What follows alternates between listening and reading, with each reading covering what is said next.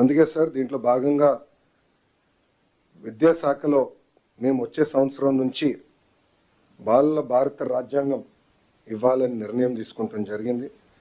దీంట్లో కాన్స్టిట్యూషన్లో ఉన్న అన్ని కాన్సెప్ట్స్ని సింప్లిఫై చేసి ఒక పిక్టోరియల్ ఫార్మాట్లో పిల్లలకి ఏజ్ అప్రోప్రియేట్కి ప్రధానంగా ప్రియాంబల్ అందిస్తూ ఫండమెంటల్ రైట్స్ ఏంటి, డ్యూటీ, స్ట్రక్చర్స్ ఆఫ్ గవర్నెన్స్ ఏంటి అనేది క్లియర్గా అందించాలని నిర్ణయం తీసుకున్నాం సార్. దాంట్లో భాగంగా భారతదేశానికి స్వాతంత్రం వచ్చిన కారకులైన మహాత్మా గాంధీ గారు, అంబేద్కర్ గారు, నెహ్రూ గారి గురించి కూడా దీంట్లో చాలా చెప్పాలని నిర్ణయించుకున్నాం. అంతేకాకుండా సివిక్ అవేర్నెస్ అనేది చాలా చాలా అవసరం. ఒక మాటలో చెప్పాలంటే చదువు పైన బాగా శ్రద్ధ పెడుతున్నాం, మార్కుల మీద పెట్టిన శ్రద్ధ, రెస్పాన్సిబిలిటీ, సివిక్ అవేర్నెస్ మీద మనం పట్టలేకపోతున్నాం. దానివల్ల సమాజం తీవ్రంగా నష్టపోతుందని మేము భావించి principles of justice, equality and fraternity పెట్టాలని మేము నిర్ణయించుకున్నాం.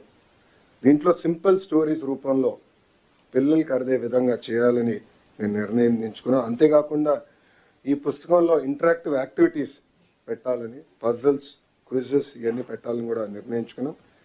అంతేకాకుండా రోల్ మోడల్స్ మన గాంధీ గారు కానివ్వండి, అంబేద్కర్ గారు కానివ్వండి, నెహ్రూ గారు కానివ్వండి, సర్దార్ పటేల్ గారు కానివ్వండి, మౌలానా ఆజాద్ గారు కానివ్వండి, సర్వేపల్లి రాధాకృష్ణ గారు కానివ్వండి, వాళ్ళ గురించి రోల్ మోడల్ సింపుల్ ప్రొఫైల్స్ కూడా ఏర్పాటు చేయాలని నిర్ణయించుకున్నాం సార్. దాంట్లో భాగంగా ఒక కమిటీ వేయాలని నిర్ణయించుకున్నాం. కాన్స్టిట్యూషనల్ లీగల్ ఎక్స్పర్ట్స్ ఒక పక్కన, ఎడ్యుకేటర్స్ ఇంకో పక్కన, children literature authors, illustrators, visual designers, social scientist, civic educators, policy makers, ప్రజాప్రతినిధులు, చైల్డ్ రైట్ ఆర్గనైజేషన్స్. సో వీళ్ళందరినీ ఒక కమిటీగా తీసుకొచ్చి ఒక కాంపిటీషన్ మార్గంలోనే ఈ బుక్ రూపొందించాలనేది మీ ఆదేశాల మేరకు మేము విద్యాశాఖలో చేస్తాం జరుగుతుంది సార్. ఇది వచ్చే సంవత్సరం నుంచి పిల్లలందరికీ అందించాలని నిర్ణయం తీసుకున్నాం.